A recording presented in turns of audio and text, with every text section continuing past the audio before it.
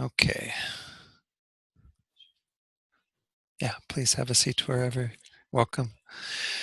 So let's go ahead and start with just a short meditation before we begin the class. Um, Give ourselves a chance to settle the mind a bit.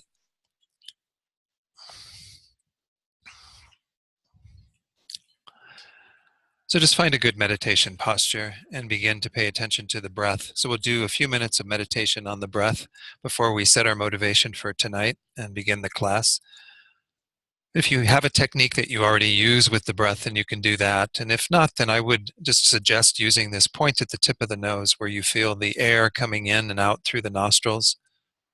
It's a very subtle sensation, and just tune into that and try to keep your awareness there as best as you can as you breathe in, as you breathe out. And the goal is simply just to try to maintain that awareness, that attention. But no doubt the mind will wander. And when we see that we're suddenly caught up in thoughts, other distractions, then it's important to let those go at that time and to bring the mind back to the breath. So I'll ring the chime. Chime's not here. Anyway, we'll just go ahead without the chime. You can imagine a chime. This is a good opportunity for you to kind of use your inner perception to imagine a chime. And we'll just do a few minutes of quiet meditation on the breath.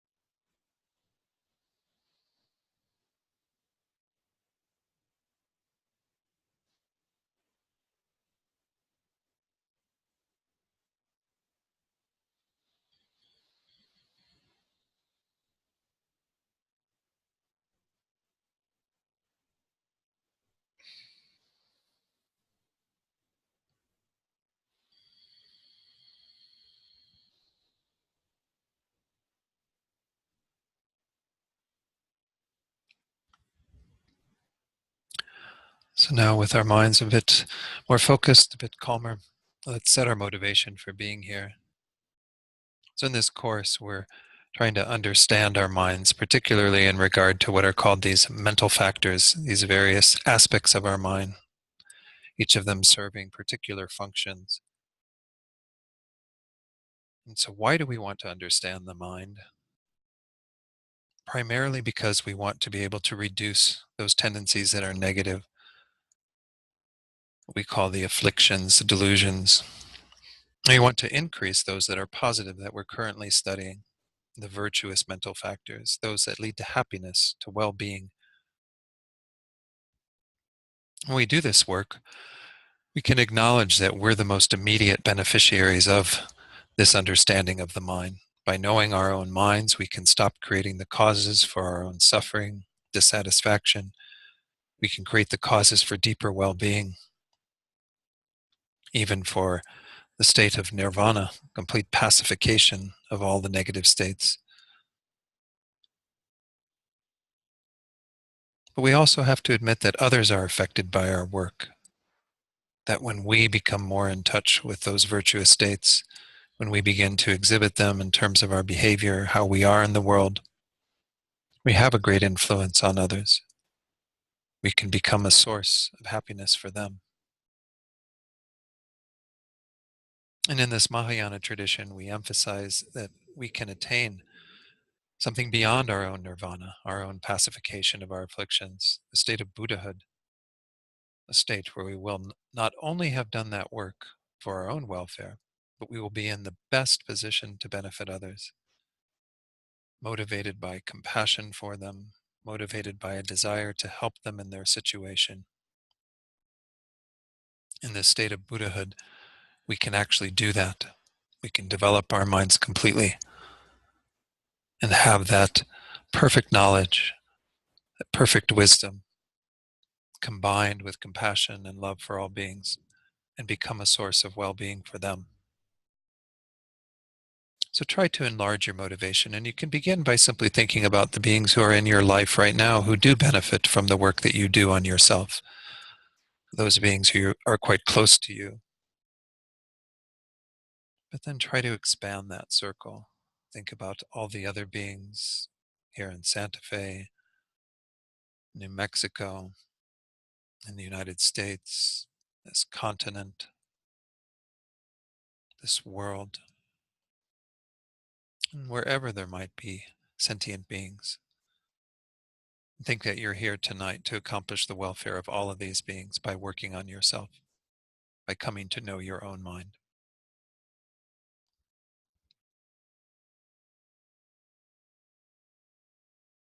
And then we can conclude the meditation and begin the class.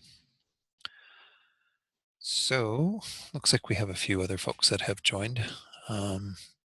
So anyway, I apologize if I was, those of you who are online, if I got on a little late because I started one meeting and then I realized I may not have gotten to the right meeting. So, all right, so we're working with this text that's on minds and mental factors. So we already have gone through a number of the topics of this text.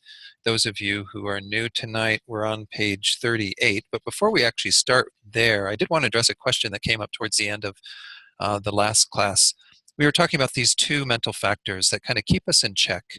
These are virtuous states of mind. Let me go ahead and put on the screen the 11 virtues, virtuous mental factors. Okay, so go one more slide. So these are the ones that we've been working with so far. And the very first one, faith, we went through a few classes ago.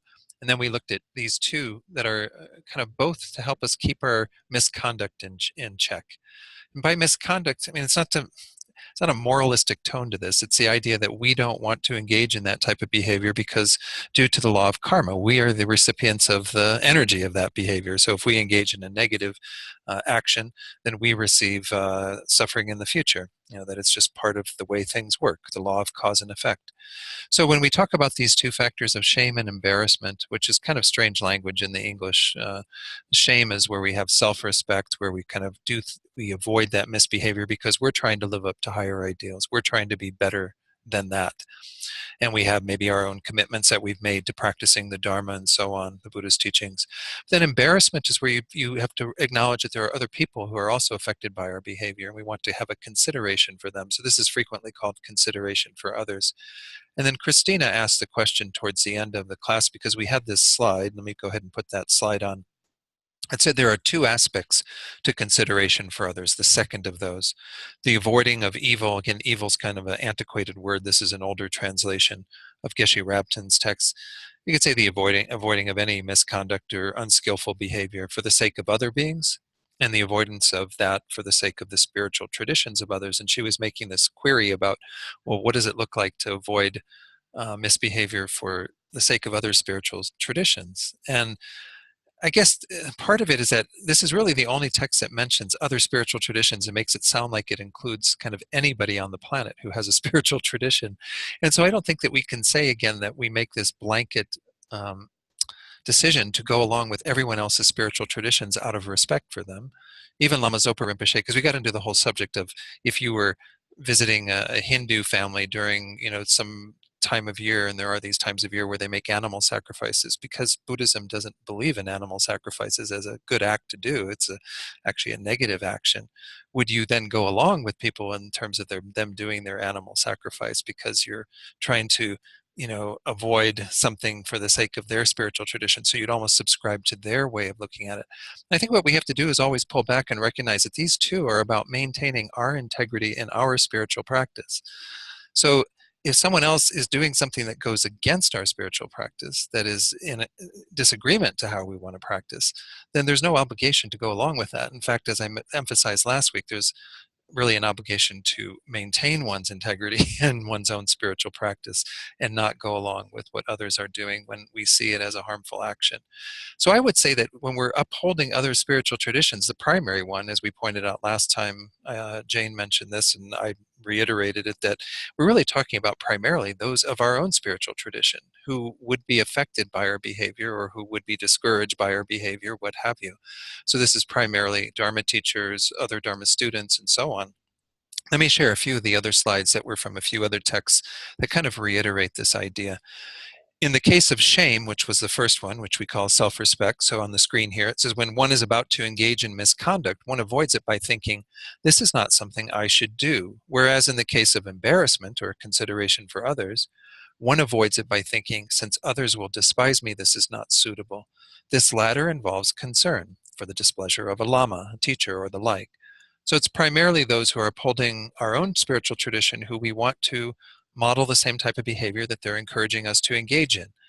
Now, again, this idea of despising you, as I mentioned, you don't want to have your motivation fall into it being just a concern for your own reputation, because that becomes not such a virtuous intention. But we still have to have that kind of barrier keeping us from going to those unskillful behaviors, because we do acknowledge that others are affected, that others do have some concern for our well-being and what we're doing, and we want to live up to that. We want to kind of be in accord with what our teachers, our lamas, are telling us. There's also from the book Summary of the Five Heaps, it's found in this book by Shambhala, The Inner Science of Buddhist Practice, which goes through Vasubandhu's teachings on the five aggregates and goes into the mental factors. It says, in response to the question, what is abashment? Remember, abashment is what I think it's Artemis Engel who did that translation. He gave that. I'm pretty sure it's him. Anyway, he gave that term to embarrassment. The root text declares embarrassment about objectionable acts for reasons relating to the world. So he talks about the world, but I mean, the world doesn't mean anybody in the world. It means the world at large. And so I would say that yes, when other spiritual traditions are in accord with ours in terms of like not killing people, generally, you know, that's generally a pretty good tenet for most spiritual traditions. Well, then we can be in accord with that. Not lying, not stealing, those sorts of things are generally taught in almost all spiritual traditions. So when we say relating to the world, it doesn't mean that we have to go along with what everybody else in the world says is good or bad behavior, because then that would be up for grabs. It's just that our acts that we engage in that we also agree are objectionable, we can have that additional reason that it's relating to the world, the people outside of ourselves that are impacted by our behavior. So then it continues, it says, for such reasons as fear of disrepute, a person might feel embarrassment about an objectionable act and think, this act is despised in the world. I would be despised if it became known that I had done such an act. So again, it's not, this makes it almost sound like it's an attachment to our reputation, like, oh, we don't want to be seen as the person who lies and the person who steals or the person who does whatever. But nonetheless, there is that kind of idea. It doesn't necessarily have to be an attachment to our reputation. It can still be an attachment to, I mean, I'm sorry, not an attachment to, in a wanting to be in accord with what is expected in society, what is expected particularly when we're in the company of our Buddhist friends and teachers and so on. So I don't think that, again, we have to open it up to this idea of um, whatever other spiritual traditions say, we need to kind of act in accord with it. We're talking about acting in accord with our own teachings that we are trying to follow and reasons that will help us to stay in check. And there's kind of those two different reasons that apply to other people who are outside of ourselves, that we're trying to live up to those ideals for their sake, or where we're just doing that simply for our own sake. So any questions on that and what that is about? Okay. No questions. All right, let's go ahead and then return to the text on page 38. And I'm just going to put one more slide up before we go back to the text. And on 38, we were just beginning to look at this whole idea. This is with regard to, let me go back a few slides to these lists of the virtuous mental factors.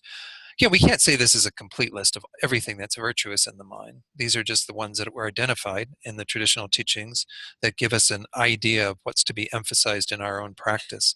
But we just looked at the last one at these three here: non-attachment, non-hatred, non-ignorance.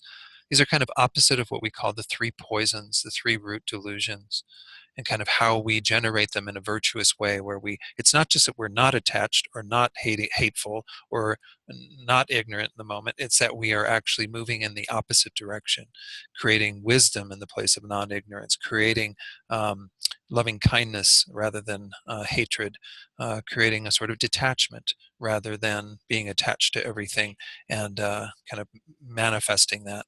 So again, this is the idea behind these three. And we saw that in our text, when we got to the conclusion of those three being discussed individually, that we went on to talk about them all three together. And so we started this whole discussion. Actually, we went into a little bit more detail on non-ignorance, wisdom, how we generate this, that we see that it has to arise either from something we brought into this life, or it is something we accumulate in this life through application. That's at the top of page 38. Then we're just beginning this discussion last time about the wisdom of the Buddha's teachings that we need to cultivate.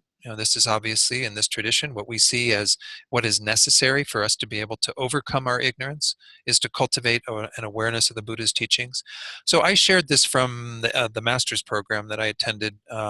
This was actually in the first course on Abhisamayalankara. They were talking about the various categorizations of the Buddha's words and so on. And they began that discussion. I'll just reintroduce this and then we'll go back to the text. That the Buddha's speech has four characteristics.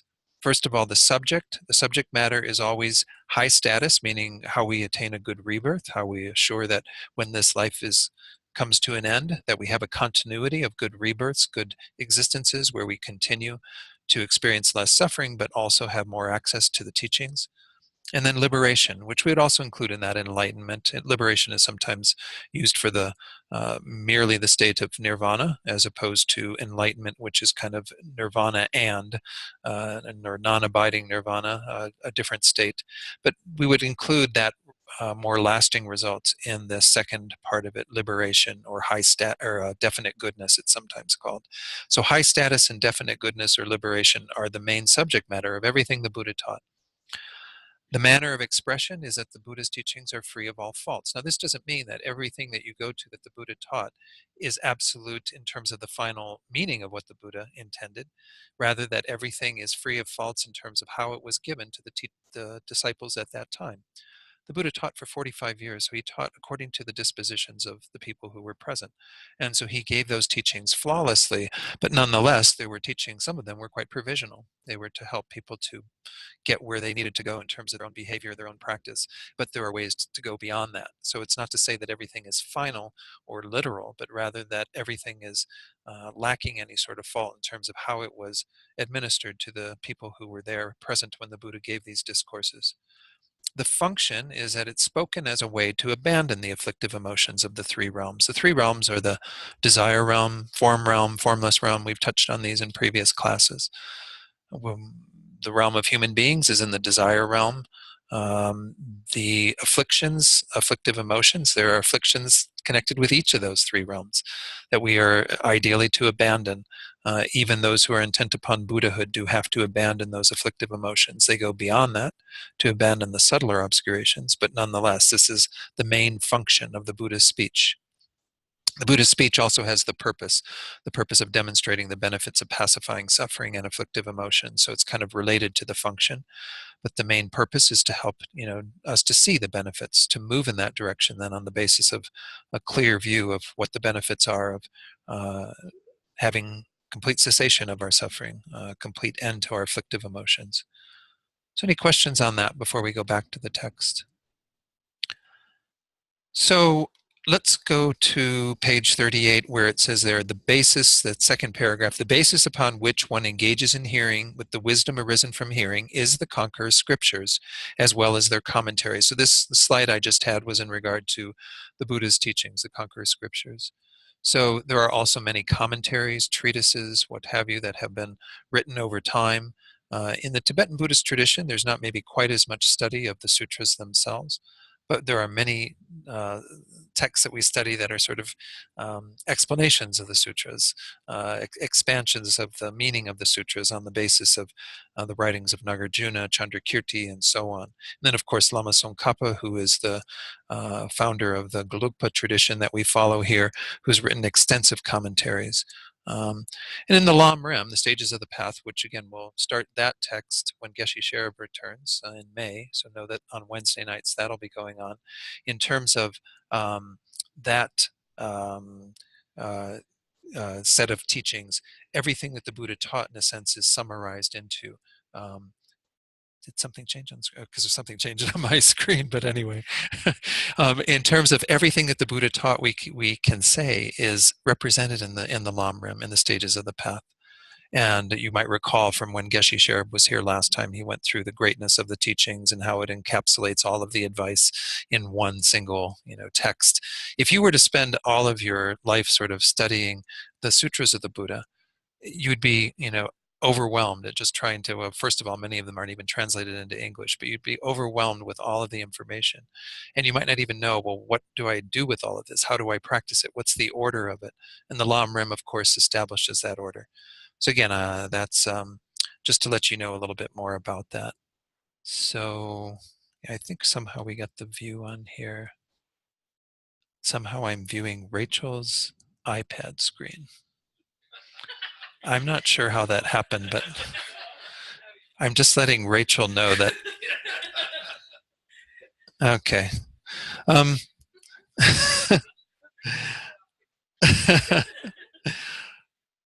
Okay.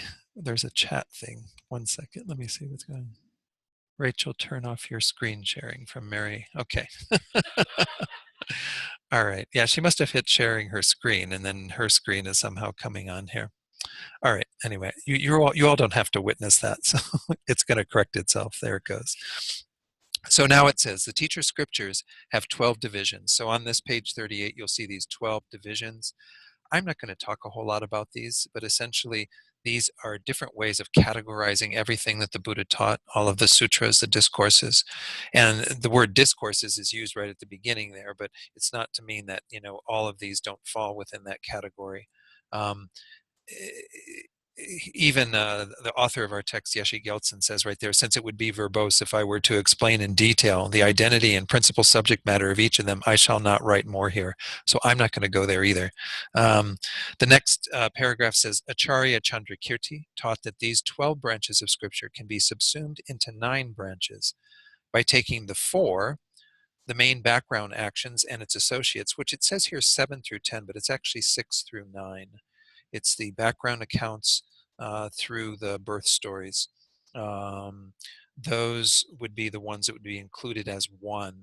And then the 12, the other ones are condensed then into 9, because you've taken 4 of them and condensed them to 1, and then the other 8 plus that 1 that's a condensed version of the 4 would be 9. Not so important. Anyway, the 9 divisions can in turn be condensed into the 3. And this is what we often talk about in terms of this word Tripitaka or Tripitaka. I've heard it pronounced, Tripitaka is how it's pronounced if you go to one of those and click on the, goes Tripitaka, Tripitaka, Tripitaka. Anyway, I don't know. I'm not very good with Sanskrit words, but anyway, this is what we often call like the 3 baskets, the 3 main kind of holders of the Buddha's teachings if we wanted to condense them into their most simple kind of function. So the basket of discourses, what's called the Sutra Pitaka or Pitaka, this is kind of the main ones that have to do with developing concentration is their main subject matter. Nonetheless, they contain a lot of information. The basket of discipline, or Vinaya Pitaka, Pitaka, however. And that one, Vinaya, of course, Vinaya is frequently the rules of the monastics is kind of where that's all found, but it also includes obviously anything around behavior, discipline, but it's primarily those for monastics, for monks and nuns. Then the basket of knowledge, Abhidharma. Abhidharma, of course, is what we've been drawing from in this text. So this is kind of what we call the wisdom teachings, the knowledge. And so in essence, what we have there are the three higher trainings, the higher training in concentration, in morality or discipline, and then in wisdom. So these three baskets or three higher trainings are kind of encapsulated within that most I guess that's the furthest down you could kind of consolidate the Buddha's teachings. There's nothing beyond that other than the entirety of the Buddha's teachings. So those three baskets are really kind of the main way that we frequently talk about the Buddha's teachings. As it said, as I just mentioned, it says right there, the main subject matter of these three baskets is the three trainings, or three higher trainings are sometimes called. The main subject matter of the basket of discipline is the training in ethics. The main subject matter of the basket of discourses is the training in meditative stabilization or concentration. And then the main subject matter of the basket of knowledge is the training in wisdom. So these three trainings do come in the Lam Rim in terms of they're presented frequently in the topic of how we go about achieving liberation in the middle scope of the Lam Rim. So again, some of you are quite familiar with that idea of these three being really essential. So they do say that they have a hierarchy, that essentially we need to have good morality in order to have good concentration. We need to have good concentration in order to develop penetrative wisdom. So without kind of the first of those, good morality, that's why so much of the beginning teachings are emphasizing our conduct, emphasizing how we have to make sure that we're not kind of a mess every time we get up off our cushion doing, God knows what, but rather that we try to maintain some control over all of that, because that will have an effect on the state of our mind when we're on the cushion. And then the extent to which we can deepen our concentration on the cushion is the extent to which we can actually penetrate more deeply into the Buddha's teachings through the wisdom teachings. So we need to have all three of these. Continues on the top of page 39, saying, in addition, the Compendium of Knowledge teaches that the three trainings are equally taught in the basket of discourses, meaning that you could find all three of them within that basket. The two trainings in ethics and in meditative stabilization are taught in the basket of discipline, and the training in wisdom is taught in the basket of knowledge. This is just a different presentation, but as I said, it's very hard to just say that, because in many of the sutras, the Buddha would teach on more than one thing. He doesn't just like say, oh, this is just where I'm going to teach on that. There are some where that is the case, but nonetheless, um, uh, this is a way of looking at what the Buddha taught and trying to encapsulate it in terms of those three ideas. So then it continues on in our text. It says, what is the intention behind this? When one guards the stipulated boundaries of discipline by properly relying upon mindfulness and introspection, one will be able to effectively cease laxity and excitement through just that, whereupon it becomes the supreme method for generating meditative stabilization. So this is, again, pointing out that fact that if you do start with a good foundation of morality, of discipline, of calming your behavior and trying to keep the mind somewhat calm, you'll have much greater luck sitting on your cushion and being able to get rid of these two enemies to concentration that are mentioned there, laxity and excitement. Remember, we have touched on these earlier. We haven't seen them yet in terms of the text that we're studying in the presentation of mental factors, because we haven't looked at the afflictions and delusions, but these are actually considered to be delusions. They don't allow the mind to settle in virtue. And so, in essence, those two factors, which excitement is the mind moving out with attachment to objects of desire, and then the laxity is the dullness that we have to the mind that doesn't allow it to have good clarity and intensity. And so those two factors keep you from generating good meditative stabilization. So if you've actually achieved some level of monitoring of your behavior, keeping your behavior somewhat in check through these two factors that are mentioned there, mindfulness and introspection, Mindfulness meaning not forgetting what you're doing, not forgetting that you are trying to follow the Buddhist teachings, that you're not going to lie and speak badly of others and whatever, all these various things that we're trying to avoid in our morality. And then your introspection that checks in and makes sure that you're not doing that, so that you don't kind of get carried away through the force of whatever's going on around you and so on. So these two factors of mindfulness and introspection help us to maintain discipline. By virtue of that, we can attain meditative stabilization through ceasing these factors of laxity and excitement. It concludes that paragraph saying, nowadays, forming an understanding of such stages of the path is extremely rare. So this was written in the, what? This text, I think, was written in the 1800s, I think is what I found. So it's not that long ago, but nonetheless, we haven't, we're probably in more degenerate times than then, so, yeah. Yeah. I mean, we certainly have, always been dealing with pretty much the same factors. It's just different degrees, perhaps, at times. So, and it says, therefore, seek much hearing on the three baskets, as well as their commentaries, the basis upon which one engages in hearing, analyze again and again the meaning of what has been heard with the four types of reasoning. Recall those, we looked at those previously, kind of making sure that we have some integrity in looking at the teachings. And again, the Buddha, I've mentioned this many times, but the Buddha doesn't say, "Oh, I taught these teachings here, you have to accept them." The Buddha says, "I offer you these teachings that I've found through my own wisdom, but it's up to you to figure out whether they're wisdom for yourself." So that's the whole job that we have, is to really examine through our own reasoning everything we hear, everything that we're exposed to in the Buddha's teachings, and generates, it says there, an ascertaining consciousness. In other words, a consciousness that is able to ascertain the truth of those teachings. And I would suggest that there is truth to those teachings, just based on my own investigation, and all of you in the room have done your own investigation.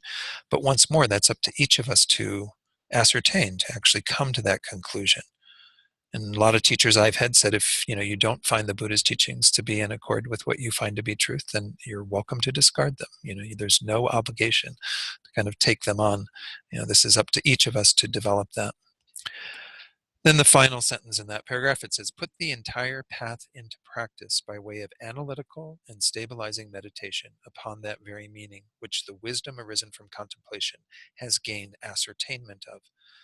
So we got lots of stuff we're alluding to that we've talked about before, but remember, we have three levels of wisdom. We have the wisdom, or at least in terms of that we gain in this life, we have the wisdom that is from hearing, that we just spoke about, where you're hearing the teachings, you're reading the teachings, you're bringing that information in. Then you have the wisdom arisen from contemplation, which is when you think about them, you reflect upon them. And most of what we have as our meditation, where we investigate the teachings, is in that category. Then you develop finally the third level, which is called the wisdom arisen from meditation. But that's when you have that deeper meditative stabilization. You're actually able then to gain realizations, to gain deeper understandings of what the Buddha taught. So what it's saying here is, by way of what we call our analytical and stabilizing meditation. By the way, we did have, was Monday the first class, Bob, in the Meditation 101? Did that start? Yeah. Oh, you're doing it in a nutshell. Okay, that's right. Yeah. Okay, so we occasionally offer Meditation 101, but in our basic meditation, what we talk about is we can take all the Buddha's instruction on meditation and boil it down to two essential ways of meditating. One is what we call stabilizing, which is where we use something like the breath or some object to focus upon. Generally, a mental object is encouraged, something that we conjure up in our minds, an image of a Buddha or something. But the idea is you make the mind very stable in regard to that, so the mind doesn't get so distracted. I mean, a lot of our problems in our lives are just that the mind is constantly getting distracted, going all over the place, like a pinball machine. So if we develop that skill, that stabilizing meditation, that's one aspect of our meditation. But that in and of itself may calm the mind a bit, but it doesn't do any deeper work. That's where we have to unite that with analytical meditation. And analytical meditation is where we take the Buddha's teachings and we actually pick them apart. And we come to understand their truth or their lack of truth, if we can find that. But nonetheless, that's the deeper investigation. Analytical meditation is a variety of things. It even includes visualization. It includes developing various qualities such as compassion, loving kindness, and so on. But nonetheless, it's anytime that we're using our kind of conceptual mind to think about things more, to investigate things more, to try to understand things. So these two types of meditation, as it says there, put the entire path into practice. Again, that's everything that is taught on the stages of the path, the Lam Rim, that again Geshe Sherab will begin teaching again in May. You put that into practice by means of these two types of meditation.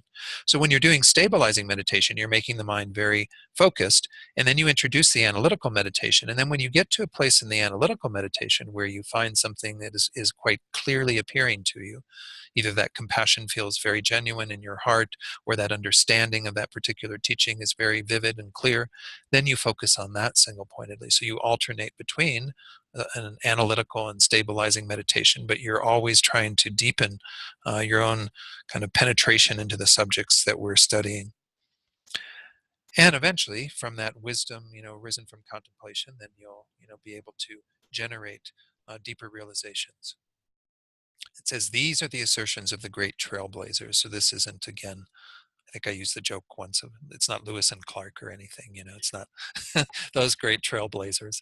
These are the what are called the two, they sometimes even use the word charioteers. I'm not sure why, but they're the two kind of main Indian masters who delineated the Mahayana path. And this is a Sangha who delineated the Chittamatra, the mind-only path, and then Nagarjuna and the Madhyamika middle way path. And so those two great trailblazers that set out this track of the Buddha's teachings. The Buddha taught all of these. They come from the sutras of the Buddha, these two different ways of looking at reality and so on. But nonetheless, they both come to agreement on many points, particularly this point, that we need to engage in this type of methodical approach to the Buddha's teachings in terms of the path in order to gain realizations. So then he continues saying, hence, those who are intelligent should engage in such a mode of path that pleases the conquerors. If you discard much hearing, the excellent cause of wisdom of individual investigation, follow fools stupidly like a sheep, dwell in a relaxed and idle manner without contemplating anything whatsoever, and yet wallow in the conceit of being good-hearted, practicing Dharma, engaging in practice, and so forth, then you will waste your excellent support with its leisures, ruin others who are equal in fortune, and even become a serious condition contributing to the degeneration of the teachings. Long sentence. I wouldn't want to diagram that one. I used to love to diagram sentences in grade school, but anyway, that's a long one. um, so this is just an admonishment from Yeshe Gyaltsen, to kind of let us know that we shouldn't just put on airs of being a good practitioner and while we're following fools around, doing all kinds of other things that are antithetical to our practice. And that, in a way, does degenerate the teachings as well as degenerating our own minds, obviously. Therefore, those of you who wish to do yourselves good should generate belief from your hearts regarding the modes of the wisdom of individual investigation as explained above. So again, this whole idea has been emphasized around wisdom because we've been on the topic of non-ignorance. Non-ignorance in essence is wisdom, is when we generate that which is antithetical to wisdom or to ignorance, when we generate the antidote to ignorance. So just to can refresh our memories, essentially the Buddha says that our fundamental problem is that we are not aware of how things exist. In a conventional level, most people don't even have the awareness of karma and how things work at that level. But nonetheless, at the deepest level, we're all dealing with a blindness to the nature of reality, that we adhere to things existing in a way that is contrary to how they exist. So we haven't gotten to these delusions yet because the way this text is presenting the mental factors, we go into virtues before we get into those more distorted states of mind. But just keep in mind that this whole thing is around helping us to generate the wisdom that will be the antidote to the ignorance that is keeping us in states of suffering and keeping us from getting that high status that we talked about earlier. That's one of the subject matters of the Buddha's teachings, as well as gaining liberation or enlightenment, which also, of course, is one of the main topics that the Buddha teaches. So then it goes on to say, in this vein, it quotes from the verse summary of the Perfection of Wisdom in 8,000 lines, which says, how can millions and millions of blind men without a guide enter the city without even knowing the path? Without wisdom, the five perfections are without sight. Without a guide, they cannot contact enlightenment. At such a time that they are strongly conjoined with wisdom, then eyes are acquired, and this name is attained. So they frequently talk about this is what an allusion to another bit of Dharma that we practice in the Great Scope, the third of the three scopes of the Lam Rim, which is the six perfections, the six paramitas. And the first five of the six perfections, the perfection of generosity, of ethical behavior, morality, the patience, joyous effort, concentration, those five are said to be kind of the means by which we are able to develop the sixth one, wisdom. But without wisdom, they're like blind people on a trip that don't have a guide, that they're going to not go to the proper destination because in and of themselves, they aren't going to lead to the result of enlightenment. We need to have that wisdom, which once more cuts through the ignorance that is keeping us obscured from knowing reality. It's also keeping us ultimately from being a Buddha. Not to say that those other five don't matter, they do matter. They're once more this idea that we frequently talk about of a bird needing two wings. So it is the wing of wisdom we absolutely need to get to enlightenment, but it's the other wing of method that accompanies it. And so the first five sometimes are summarized as method. Sometimes they divide them up and include some of them in the wisdom wing. But nonetheless, we do need kind of that other side of it, where we have that strong motivation, that compassion for other beings, that strong intention to become a Buddha, combined with all of the actions that are motivated by that, our generosity, our morality, all of that.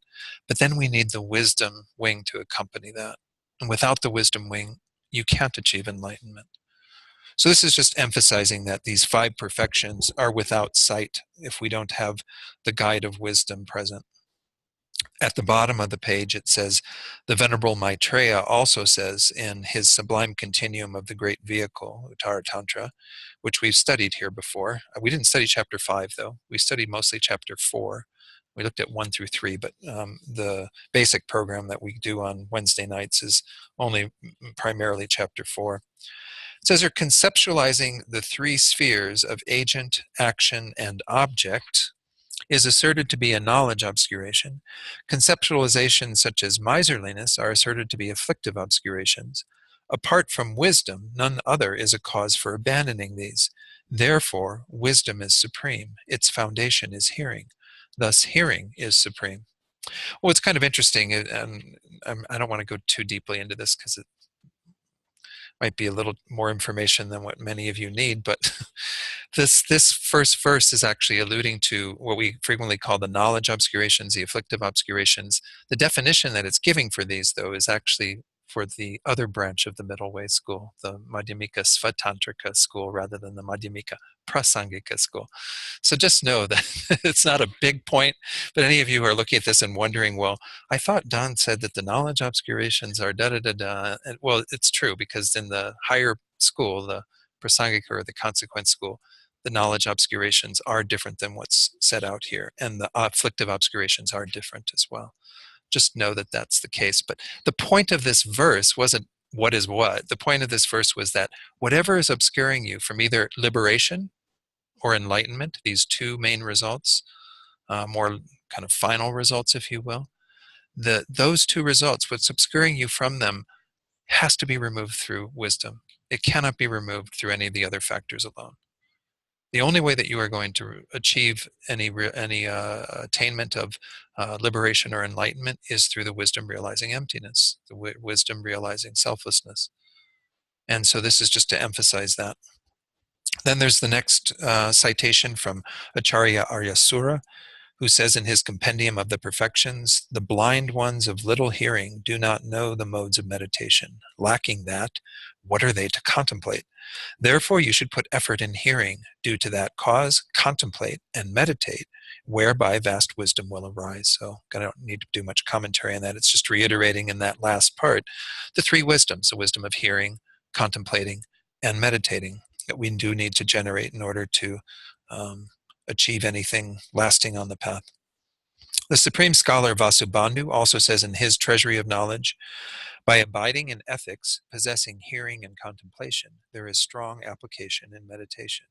So just emphasizing once more that we need all of these. We need, our three higher trainings. We need to eventually generate this deepest level of meditation that is combined with wisdom that will help us to achieve these results. The concluding statement, such statements are made repeatedly in the scriptures as well as their commentaries. Okay, so any questions on what we've talked about? Just wanted to make sure I at least touched on all of this. Again, you could go into a lot more detail on some of the other bits of this, but for brevity's sake, we'll keep moving forward then. All right, any questions from people online? Doesn't look like it. Nothing in the chat box. Okay. So let's go on then to effort. So once more, we saw that we had that listing. We just went through that first column. We're on like the 7th of these mental factors now that are virtuous. Effort is kind of a strange word. Another translation of this is enthusiasm, which maybe is not that less strange. But we're essentially talking about a striving in a virtuous way. We're not talking about ordinary mundane effort. A lot of people put a lot of effort into making money in this world, for example. And it's not to say that there's not some benefit from that money or the comfort that they gain from that, and maybe some leisure that's afforded them that they can do something with in terms of their spiritual life. But a lot of worldly effort really isn't being included in this. This is virtuous effort. If we have a virtuous motivation to our worldly effort, then it becomes virtuous.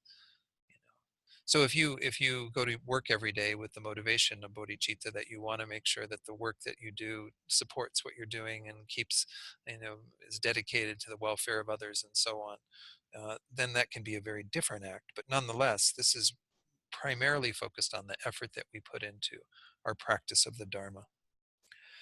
So regarding effort, the Compendium of Knowledge says, what is effort? It is a mind that is enthusiastic in regard to armoring, application, non-inferiority, irreversibility, and non-complacency. It has the function of fulfilling and accomplishing the class of virtue. So those 5 things that were mentioned there, hold on to them. They're going to come on the next page. You'll see them on page 41 there, about in the middle of the page. And they will explain all 5 of those. We'll go through them. But these are kind of just 5 different ways that we could talk about our effort, our enthusiasm. This function, fulfilling and accomplishing the class of virtue.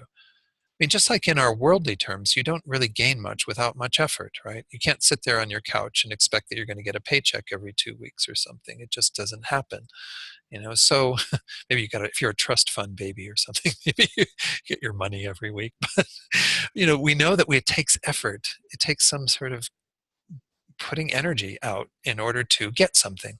And our spiritual path is no different. Our spiritual path requires that we put effort into the practice. So it says there, just as it has been said above, the mind that is enthusiastic about virtue is effort. Thus, the Acharya Vasubandhu says in his discussion of the 5 aggregates, what is effort? It is the antidote for laziness in a mind that is enthusiastic about virtue. Then we also have, and we'll talk about laziness. Laziness in this context is the non-virtuous mental factor, which we haven't talked about yet. It is non-virtuous in nature, but it's in the category of the secondary afflictions. Nonetheless, we will look at the various shades of laziness that are taught. Geshe Rabten, in the slides I'll share with you in a moment, discuss that a little bit. But we see that laziness has a lot of different features to it, that it's essentially our obstacle to engaging in virtue. And it is by its nature, a non-virtuous state of mind. So then there's a quote here from a text that we've seen quoted a number of times by Master Shantideva, engaging in the Bodhisattva deeds. It says, what is effort? It is an enthusiasm for virtue. Very short line, but essentially just giving us this quote from different texts so that we get that reiteration that this is what we're talking about. It's an enthusiasm for virtue. It's not mundane effort. It's not ordinary effort. It's, a very important type of effort. So let's go ahead to the slides now. Let's put the next slides on. I have to do my share screen here for those that are at home. So let's look again at what Geshe Rabten says about effort. He uses the word enthusiasm, which I mentioned is a synonym for this in some texts. Enthusiasm is a distinct mental factor that acts as the remedy for laziness and joyously engages in wholesome activity. It has the function of actualizing wholesome qualities that have not yet been actualized and bringing those that have been actualized to completion. So we see that, again, any virtuous qualities that we attain, we have to have effort to begin that process as well as to bring it to completion. And so not really much to say there. I just wanted again, share this because this book isn't as accessible to many of you. So just like to share what's being said about each of these. The next slide, all the wholesome aspects of the path are developed by means of enthusiasm. It is through its activating force that liberation and Buddhahood are realized. Enthusiasm is a dynamic quality of mind necessary to effectively accomplish any spiritual growth and understanding. And Geshe Rabten, for those of you who don't know who he was, I never met him. He was an amazing teacher he was Lama Yeshe and Lama Zopa's, one of them hit their main gurus, and lived in Switzerland. He started a whole organization there called Rapten Choling, and still around now, that organization. And his reincarnation is teaching there, I believe. I know he was identified, the reincarnation was identified and so on. But if you've ever seen pictures of him, he's like this kind of mountainous man, just really looks quite solid. He goes on then to say, when a hillside of dry grass catches fire, the blaze will only spread if there is sufficient wind. Likewise, the fire of intelligent discrimination will only be able to burn away the afflictions if it is sufficiently stirred by the wind of enthusiasm. So it's a nice analogy for kind of what our enthusiasm or effort is. It's kind of like the force of the wind that helps the flames of our wisdom and other qualities to grow and to kind of consume their opposite. Otherwise, no matter how much intelligent comprehension one has attained, it will only be wasted if it is not joyously and enthusiastically applied in practical meditation. So again, we can learn a lot from teachers and from books and so on, but if we don't do anything with it, they often use it's like the analogy they frequently call the Dharma medicine, but it's like having a good medicine that you just keep in your medicine cabinet. You can show it to other people and say, oh, look at the wonderful medicine I have. And you go, oh, is it really effective? Oh, I don't know. I never took it, So if you don't take the effort to kind of apply the teachings in your life and investigate them, it's like that. You just are kind of storing them up without any, real purpose. Uh-huh. Yeah. Yeah.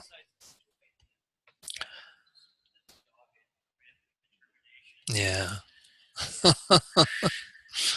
Yeah, I mean that's definitely one of the aspects of it. And when we get to at the very end of this section, there's a little bit on the presentation that's usually in the stages of the path on developing this. And one of the powers is joy, that we actually fan our effort when it's done with joy and with this delight. Frequently, they even talk about it as a delight in virtue. That's what we mean. That's what we're really talking about. Like I've mentioned this before, but one teacher I had told me that if you're practicing the Dharma and it isn't fun and joyful, you're doing it wrong. You're kind of, it should be something that increases our sort of lightness of being and what have you. So let me go ahead and touch on this 3 types of laziness that are mentioned here. We won't be going into a full description of all this because that's coming in the secondary afflictions. But it says here, since there are 3 types of laziness, we can also distinguish 3 forms of enthusiasm that act as a remedy for them. Again, this isn't a traditional way that you hear about these 3 types of effort. There's going to be a presentation where we get 3 and then we get the 5. But this is one way to look at it, is to say, well, we do have an effort that needs to combat each of these types of laziness. The first type of laziness, it says there, is that of idleness or sloth. This is what we usually call laziness in our culture, right? She's lazy, he's lazy, they just sit around all day, they don't really do anything, they kind of have that less lethargic kind of approach to things. This is a dull quality of mind that lacks any interest in Dharma and simply wishes to sink into an indifferent state of sleepiness. So we're all familiar with that one. Maybe you need to have follow that mind occasionally, but maybe not.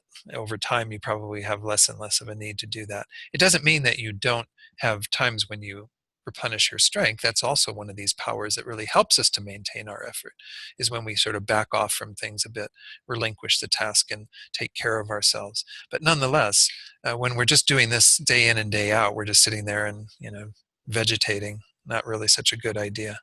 So we can say there's one form of effort that counteracts that.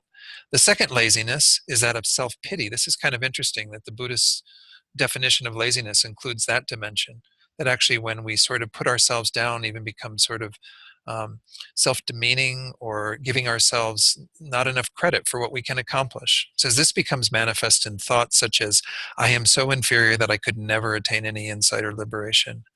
It is a needless indulgence based upon a deprecation of one's own potential. So great beings of the past were just like us. They were sitting here kind of scratching their heads and wondering what it's all about and trying to do what they could do. And they achieved these amazing realizations, so we can do it too. It just takes that effort. So again, this is an obstacle to our effort. This laziness kind of acts as a stop sign, keeping you from moving in that direction because you think you can't attain that. Remember Venerable Rabina, who said, it's like the person who says, I tried meditation once, it didn't work for me. Well, one time meditating isn't the measure of having any sort of assessment of what meditation does. Meditation is something we have to engage in day after day after day, have that continuity, that constancy, and then we'll see the results of it over time. The third type of laziness, which again, this is that antiquated way of looking at attraction to evil or attraction to mundane concerns, mundane activities, is often confused with enthusiasm, since it too is characterized by perseverance, but perseverance towards that which is unwholesome. All efforts we make towards accomplishing worldly goals, even when they are joyfully undertaken, are in fact a form of laziness. People can be quite joyous in following worldly pursuits. And as I mentioned, we have to say that this is with the condition that one is not putting any kind of virtuous thought into that. Again, if you wanted to become a doctor, for example, and you had great bodhicitta behind that motivation of becoming a doctor, that wouldn't be quite the same as somebody who wants to become a doctor out of status, out of the amount of money one might collect in being a doctor or whatever. You know what I'm saying? It's like you can have more virtuous motivations to some of these worldly concerns, but generally our worldly concerns are called that because they're quite worldly in terms of not having motivations that go beyond that. We're just looking at our attachment to this life, our attachment to the comforts of this life, our attachment to the needs of this life. Now, we do have those things we need. Obviously, we can't just do nothing in terms of our worldly concerns and expect that paychecks will come in and that will be completely taken care of. But we can do those activities with deeper motivation. And I had a friend who, Venerable Rabina, was talking to her once about what she was doing, because she retired at around 55 from a corporate job and started painting. And she just was, and she didn't say what you're doing is wrong. She just wanted her to really investigate what she was doing and why she was doing it. It was very skillful, I think, in terms of helping her to kind of see that you need to put some thought into that. It's not just, oh, I'm going to do this for money. You also have to think about, well, what is the mindset you're going to bring to that? Why do you want to do that? When I talk to people sometimes who are engaged in the arts, I want them to try to think big in terms of, don't think that you're just doing that for the sake of getting a good reputation, being well known, getting your art everywhere, whatever the case might be. Do it because you want to benefit others. You want to bring them some joy or some happiness. At least have that motivation, at least something that goes beyond your own needs. And then your own needs will be taken care of when you have an aim that is more far reaching. Did I read all of that one? All efforts, yeah, I read that. Okay, good. So it says, thus, an awake, diligent state of mind is the enthusiasm that counteracts the first one, idleness or sloth. A wholesome perseverance based upon self-confidence is the enthusiasm that overcomes self-pity, where we actually don't fall into that self-deprecation. And then the finding of joy in what is wholesome is the enthusiasm that eliminates attraction to mundane concerns, to these other paths. So let's go back to the text then. Let me stop the screen share. See where. Well, actually, I'm going to keep the screen up because I just want to read a little bit that next paragraph, and then we'll go into the beginning of the talking about the types of it. It says there, every kind of striving is called making effort in today's world. But the above passages indicate that exertion for the sake of this life alone, such as farming, is not effort. For effort is taught to be enthusiasm for virtue. Exertion for the affairs of this life is a discordant class of effort known as adherence to unwholesomeness. So that is one of these forms of laziness that we just talked about, the last one, where we actually have an attraction to that which is in essence unwholesome, because it's really just about our attachment to this life. All right. So then we go on then to the presentation of the different types of effort. And the very first one there's no description given of these. This is how it is traditionally taught in the Lamrim and the stages of the path, which again, Geshe Sherab will be going into, but I doubt that he'll get to the Great Scope the next time he's here. You'll probably be a while before Geshe-la gets to the Great Scope. So I thought I would go ahead and review these three types of effort. This is from Lama Tsongkhapa's Great Exposition of the Stages of the Path. I'm sharing with you what is in the middle length presentation, which is what you're actually studying with Geshe-la. So if you have that text, you can certainly look it up there. But it's usually divided into three types: the effort of armoring, the effort of gathering virtuous qualities, and the effort of enacting the welfare of sentient beings. So let's look at the slides then that I've prepared here from that text. This is again pages 172 to 173 of that text if you have your copy, which you might need to get the dust off of it for Geshe Sherab's return in a few weeks. But it says there, from the three, the first is armor-like joyous effort. It is interesting that in a lot of Buddhist teachings, there's like references to warfare and different things, but this is the idea that you need armor. You need something that is going to defend you against certain forces, certain things that could be antithetical to your practice. So it says here, when bodhisattvas undertake joyous effort, prior to applying themselves to something, they put on the armor, which is the preliminary attitude of mental delight. So it's kind of like to make sure that you're not going to be in any way discouraged or kind of move out of that vein of trying to continually put in effort. You wear this armor of joyous effort. It's going to keep you kind of protected, just in the same way that in medieval war and what have you, they wore lots of metal armor in order to keep their bodies from being pierced by the swords of their opponents and so on. So yeah. No, this is where it was a very warrior culture, that the Buddha grew up in, and this analogy of war and different, weapons and things like that, did carry over. And we're certainly not out of that.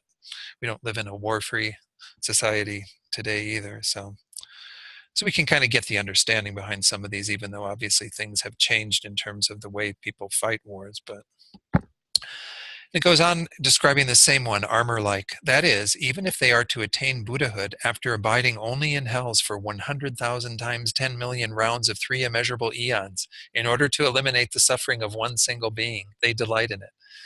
Again, it's hard for us to imagine what that would be like. I mean, most of us, like 1 second in a hell realm, we'd be, I'm out of here. Thank you very much. So it's not to say that bodhisattvas have to do this. This isn't like the rule. Oh, if you spend that much time, you liberate a sentient being. An angel gets its wings, kind of thing. No, the idea is that this is the level of fortitude that we have to have. This is the level of effort that we really want to be armored with, is that we're going to not be despondent in the face of whatever suffering we have to endure. Now, again, I'm not making it, we shouldn't make it seem like, there's intense suffering on the path, because there isn't really intense. There's just the reality that we have to be able to endure whatever it takes to change our minds, whatever it takes to move in that other direction. Nonetheless, there are many practices that we engage in that are, physically difficult to do sometimes, but nonetheless, that's part of the path as well.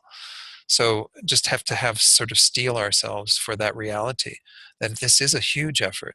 And that's because, once more, I mean, we're not talking about simply sitting there and saying, I'm going to change my mind, I'm going to change my mind, I'm going to change my mind. There's the other factor of kind of the meritorious, you know, the accumulation of all that positive potential that we need, that is accumulated through doing prostrations and doing all these physical acts and things like that, using this body in that meaningful way. But this idea of being reborn in a hell realm for the sake of even a single sentient being, this is frequently thrown out there as like an idea that we should be willing to do that. Doesn't mean that we necessarily have to do that, but we have to be prepared for that level of commitment to the path. Also, with respect to their joyous effort at attaining complete enlightenment, they wear the armor of the attitude, if I shall not give up engaging in joyous effort for that length of time, what need is there to mention that I shall not give it up if the time is less than that, and if the suffering is less? So this is kind of what I was saying, is that, if you can set your mind on that goal, okay, whatever, how many was it? It was 100,000 times 10 million, which is like, it's pretty close to eternity. I think I said the statistic for an immeasurable countless eon is something like 10 to the 59th years or something. I mean, you can't, that's 59 zeros after 10. I mean, and so this is 100,000 times 10 million rounds of that. I mean, it just becomes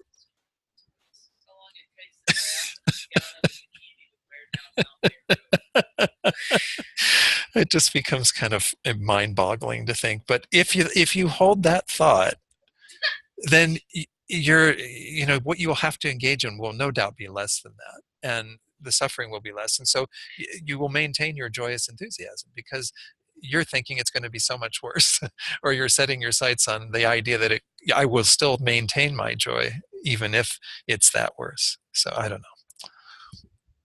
Okay, the second one that's on our list, it's called, on our list, Gathering Virtuous Qualities. Here it's called Gathering Virtuous Phenomena. This is to apply oneself to them, the activities, for the sake of accomplishing the six perfections. So I've mentioned the six perfections before. This is obviously a main part of the Bodhisattva's path, to be continually committed to those. So how we gather virtue is through the six perfections of generosity, morality, patience, effort, concentration, wisdom. Then the third one, the joyous effort of working for the welfare of sentient beings, is similar to the above, is what it says in our text, Middle Length Lam Rim, on whatever page that was. But if you go to the Great Treatise, again, this is the volume of the Great Treatise that has these teachings, there it's actually described in terms of it being similar to the third type of ethics. So ethics was the second perfection, effort is the fourth perfection. So if you go back to the second perfection, it's divided into three as well, and very similar than to these three, except the first one is the avoiding of negativities, gathering virtues, and then the last one, working for the welfare of sentient beings. And what it says there in particular, let's go on to this. This is what it says in the Middle Length Lam Rim in the main text. It says, the ethics of bringing about the welfare of sentient beings are to accomplish the welfare of sentient beings in this and future lives through ethics without any misdeeds as appropriate. I'm sorry, that's from the Middle Length Lam Rim. If you go to the Great Treatise, it adds on this kind of idea that's in the footnote here. It says to focus on the welfare of 11 sorts of living beings. And I'll just mention them quickly. I mean, I don't need to go into a whole description, but it might give you an idea of what this third type of effort's about. It's the effort that goes into this type of behavior, benefiting others. Specifically, these 11 types of living beings. One, those who need help. Sounds like everybody, right? Those who need. But it's like in the moment, someone who needs help, who needs assistance. Two, those who are confused as to the proper method. Three, those who have given help. Four, those afflicted by fear. Five, those afflicted with sorrow. Six, those poor in goods. Seven, those who want a dwelling. Eight, those who want mental harmony. Nine, those who proceed correctly. 10, those who proceed wrongly. And 11, those who need to be disciplined by supernormal powers. If you have your supernormal powers, then you should be disciplining people using those. That's actually part of your bodhisattva vows too, but anyway. So this is just kind of, again, to elaborate that we're essentially meant to be helping as many living beings as we can. And this is part of our enthusiasm. And I just point that out because, frequently people get an idea of Buddhists as sort of just sitting quietly in a room somewhere and not really that engaged in the world, but it's actually the opposite. We need to really accumulate that type of meritorious action that is intent upon helping others in as many ways as possible.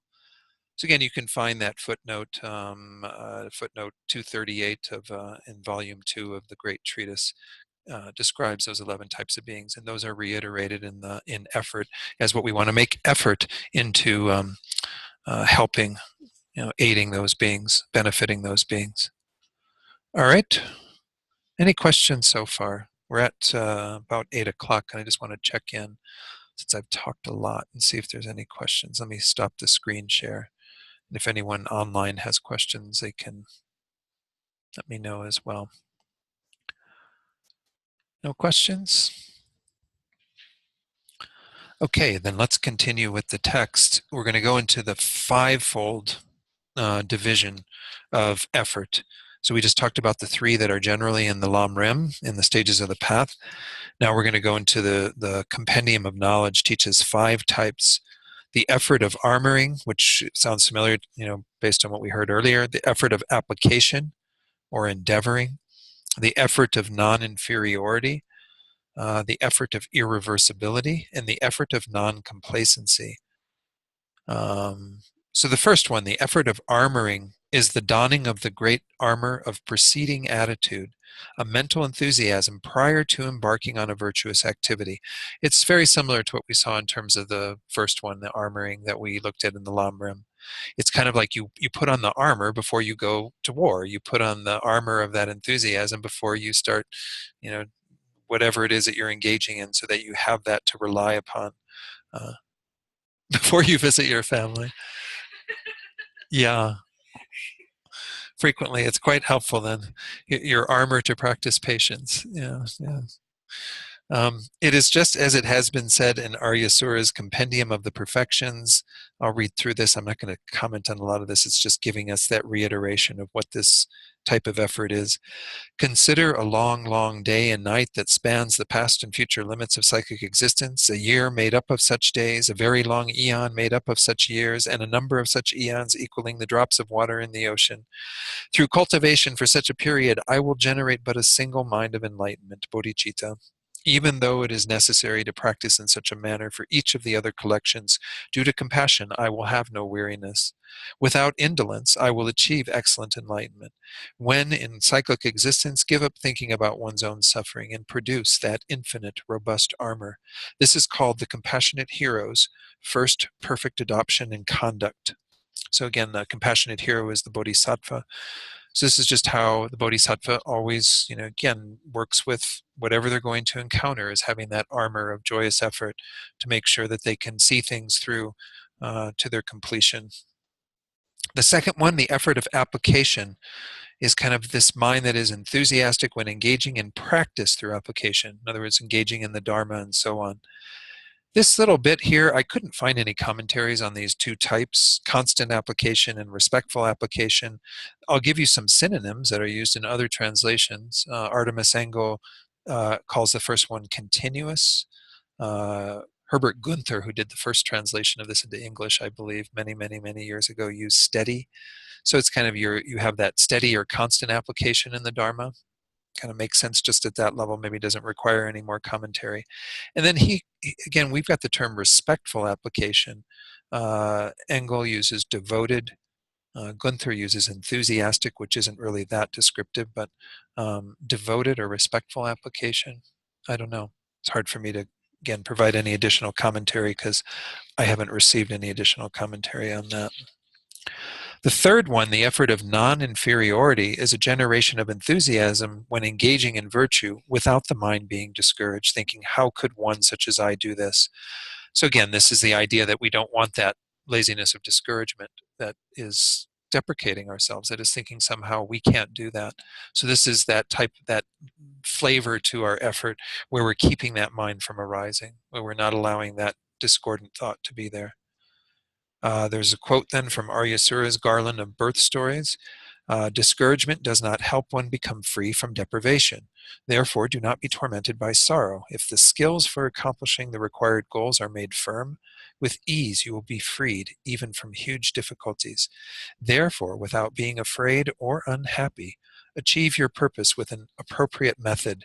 If you are uplifted by the steadfast splendor of skill, you have in your hand the accomplishment of all goals.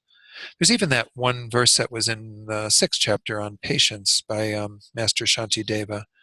I don't know if I can find it offhand. I don't know the number of it offhand, but it's essentially saying that there is nothing whatsoever that doesn't become easier through the force of familiarity. It's kind of saying a similar thing, that's to remind us that we shouldn't have that discouragement that thinks I can't accomplish that.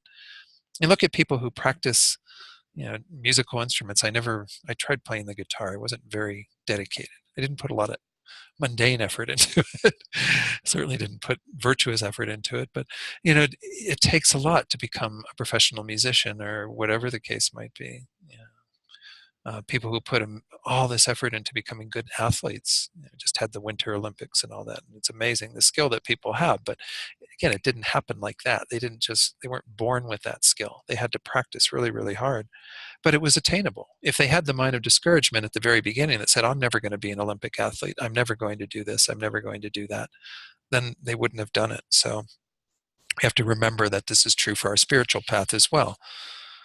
The fourth one, the effort of irreversibility. Another term for this might be kind of, you become sort of unrelenting. I don't know, that gives another flavor to this. It's an accomplished mental enthusiasm such that one cannot be diverted by other circumstances at the time of engaging in virtuous activities. Then Lama Tsongkhapa is quoted in his Song of Experience. He says, when you don armor-like effort, steady and irreversible, your excellent qualities of scriptural learning and realization will increase like the waxing moon. So the idea is you just become very irreversible. You're unrelentless. You aren't going to steer away from that. You're just going to keep moving forward. All your conduct will be meaningful, he says, and whatever actions are undertaken will be accomplished as desired. Understanding this, the conqueror's spiritual children embark on great waves of effort, eliminating all laziness. So, by the way, this is a rather long section on effort. We'll see the remaining virtuous mental factors don't have quite such long sections, but obviously this is an important one for us to make sure that we consider in our lives and our spiritual practice. The fifth one, to conclude this, it's just that single line there. It says, the effort of non-complacency is exertion that does not just rest complacent with some trifling virtue, but seeks higher qualities. This is the idea that we might get complacent if we achieve some level of realization or some level of accomplishment on the path, thinking, oh, I can just let go of it now. I've made it to this level. Well, you're not going to be satisfied being there. You're going to want to put the effort into going the next step, going further and further until you achieve the highest goal. So let's go through Geshe Rabtin's presentation, and that may be all that we have time for tonight. Do the share screen with the folks at home. The next slide says, there is also a five-fold classification of enthusiasm into A, armor-like enthusiasm, the great joy instilled through a wholesome intention. B, applied enthusiasm is what he calls that second one, the joy found in the practice of Dharma, our application of Dharma. Unbreachable enthusiasm, a state of mind that cannot be discouraged once virtue has been generated. Again, this was called our non-inferiority, unbreachable. Again, different descriptors. Irreversible enthusiasm, the state of joy in one who remains undiscouraged, although he or she has come to regard themselves as inferior to all others. So even though you might look at it and say, well, I don't have anywhere near the amount of learning or realizations, what have you, as others, I'm still not going to be undiscouraged. I'm going to keep moving forward, be irreversible in that effort. And then the fifth one, discontented enthusiasm, from the point of view of not letting oneself deteriorate, but develop to completion, a state of joy in which one is not contented with just a little virtue. So you don't become contented with just minor progress on the path. You keep recognizing that there's more to be achieved, more to be achieved. All right. Let's see. Maybe I have time to go through just a little bit more. A lot of what's left in this doesn't really say a whole lot until we get to the end. I mean, I'm not saying it's not important, but it's reiterating a lot of what we've already heard. It says here, furthermore, taking a minute branch of the path as principle and discarding the others is a serious hindrance to depositing imprints of the path in its entirety. Therefore, it is crucial that you gain an overview of the entire path. In this vein, Lama Tsongkhapa's great treatise, this is Great Exposition. Is that the same text? I don't know. It's usually called it's called Great Exposition in the other ones. I think I just didn't realize that they're using Great Exposition instead of Great Treatise. Arya Sangha repeatedly taught that it is necessary to have two qualities. One, not to be discouraged, even though you might have understood well the method for training in the great vast deeds. And two, not to be complacent with merely some trifling good quality. Nowadays, the following appears to happen. Whether it be an imitation or an actual good quality, if one attains a mere portion of it, one becomes complacent about one's familiarity with just that, thinking, I have made great progress on the path. Then when an expert in the essential points of the path confronts one with the yardstick of scripture and reasoning, explaining, even though that is indeed some good quality, with that alone you have not gotten anywhere. Bust. Understanding dawns and one becomes totally discouraged. So it's important at those times if we do get checked by somebody in terms of, oh, you're not there yet, then to not get discouraged from that, but to recognize that it's good that we've attained what we've attained, but you have to keep going, right? So it says, although it is necessary to seek higher attributes without being complacent about a portion of some good quality and to train in the infinite objects of training, the absence of discouragement seems to be very rare. So he was just observing at his time that even then, a lot of practitioners would get quite discouraged in terms of the monumental tasks of this path. This is, as we all know, Buddhism is not an easy path. And as His Holiness the Dalai Lama, I've shared that story before, where somebody at the end of one of his teachings asked, what's the easiest, quickest way to become enlightened? And His Holiness, started giving some answer, and then he started just crying, and like the whole auditorium. This was at UCLA Stadium, and like the entire thing was completely quiet. You could hear a pin drop, and then His Holiness came up from his, crying, and he told his translator what he was relating, and it was relating the story of Milarepa. And it said that one of the last teachings that Milarepa gave, he told his disciples, I'm going to give this last teaching, my final teaching to you. And they all thought they were going to get like the secret stuff, the thing that was going to be, oh, he's been holding back on us, and finally he's going to give us the exact way to do it, and like that. And they go to Milarepa the next day, and Milarepa just simply picks up his robe and shows his backside, the calluses that he had to form by his sitting constantly.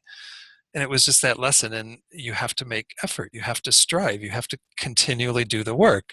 Don't expect it's going to be some miraculous, instant enlightenment.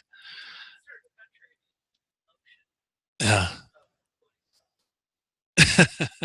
Yeah. Yeah.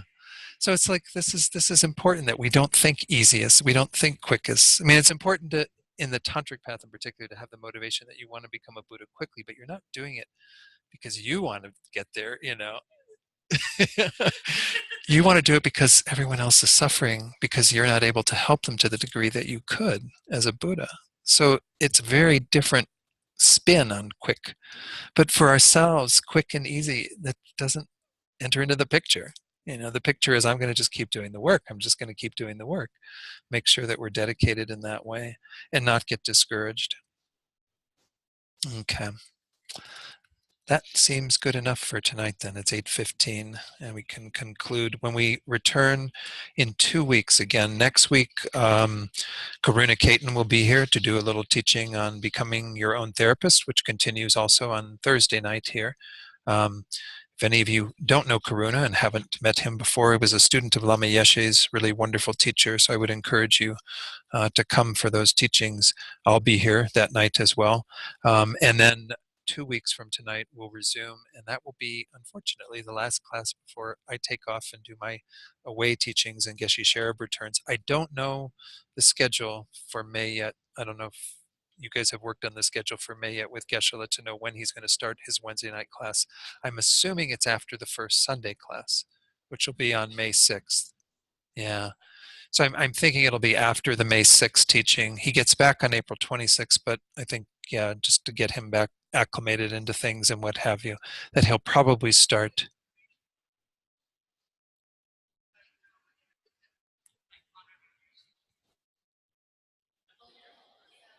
Yeah.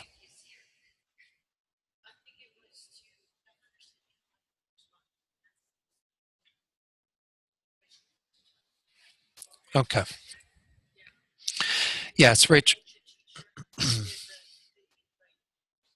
Okay.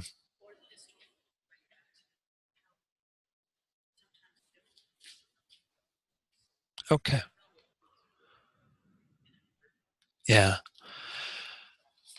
So for you who are online, we're just talking here about that there's going to be a special class that Rachel wanted to do, our SPC, to make sure that people have some knowledge about monastics in particular. Since we don't have any other monastics in the community now, we have had in the past, but it's good to have that knowledge. And so, yeah, Rachel's confirming that it'll be Sunday the 6th will be his first teaching, May 6th, and then Wednesday after that. Um, and then Mary Lutz is asking whether it's possible to continue the Zoom with Geshe Sherab, and there are plans to do that, correct? We've been in touch with folks in Denver that want to continue doing that. So the plan is for everyone to be able to still come in online if you can't be here via Zoom. So So if there's no other questions on what we talked about tonight, let's go ahead and do our concluding prayers. I think everyone's got a copy of the Gold Prayer Book. Again, our prayers in Buddhism, just to remind everyone, or those of you who are new, are really about kind of lining our minds in a particular direction, kind of lining up with some particular thoughts. And so we're going to go to page 235. And these are called dedication prayers. By dedication, we mean that we're making this strong intention right now that everything that we've done become the cause for particular results. And the most important result, of course, is the enlightenment of all beings. This is the mindset that we had at the beginning of the class, and we want to make sure that we kind of finalize that with this first prayer. Then the second prayer that we're going to recite on that page is really just where we bring to mind bodhicitta, and kind of have that strong intention that we become enlightened for the sake of all beings. May that grow very deeply in our own hearts, and also may it grow in the hearts of others. Let's recite those two prayers on 235.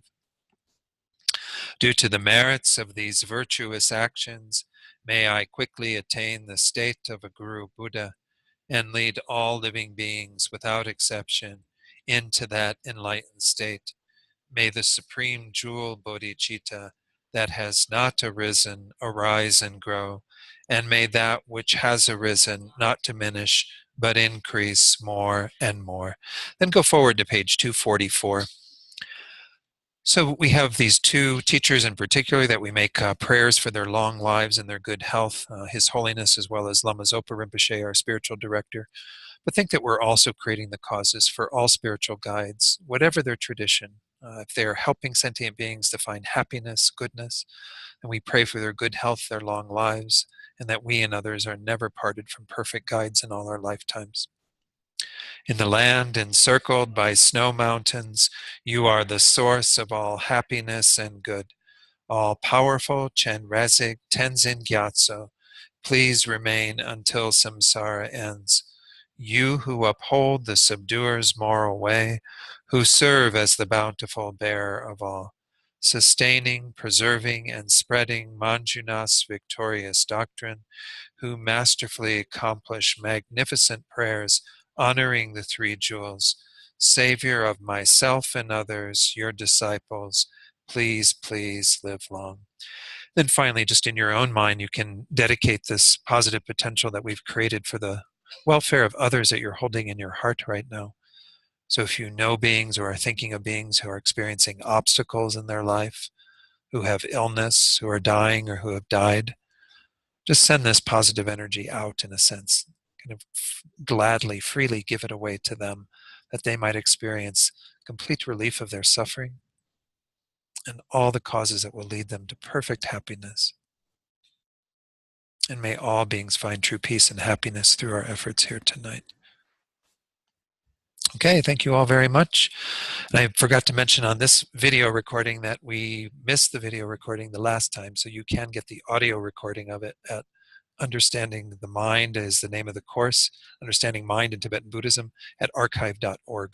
So you can find it there. All right, thank you all very much. Thank you, Don. Thank you, Don. Okay, thank you all. Bye.